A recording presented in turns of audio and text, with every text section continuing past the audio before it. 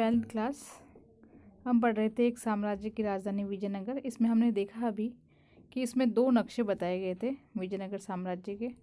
इसके बाद भी हमें एम और एन जो दिशाओं के आधार पर बनाए गए थे उन नक्शों से इसके इतिहास की जानकारी प्राप्त होती है कि किस प्रकार से मंदिर और कैसे दीवारें थी, केंद्रीय देवालय बने हुए थे, मंदिरों तक जाने के कैसे अवशेष इन मानचित्रों के आधार पर खोजे गए थे।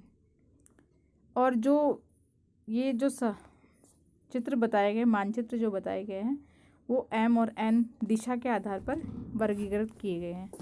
जॉन एम फिट्स, जॉर्ज मिसले और एम एस नागराज राव जिन्होंने इस स्थान पर वर्षों का कार्य किया, जो लिखा है उसे याद रखना महत्वपूर्ण है।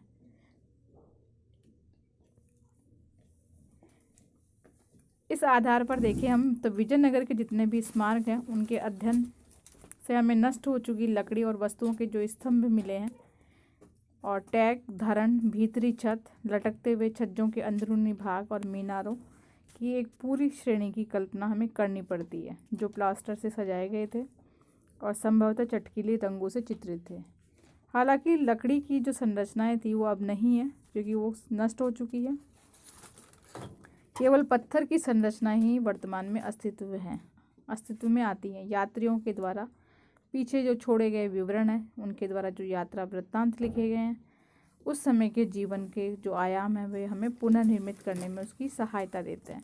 तो जितने भी मानचित्र जो विशेष सर्वेक्षण करने वाले जो व्यक्ति थे, जिनमें हमें कुछ नाम याद रखने पड़ेंगे, एस राजन राव और जॉर्ज मिसले, जॉन एम फिट्स, ये सारे जो नाम हैं आपको ध्यान रखने हैं।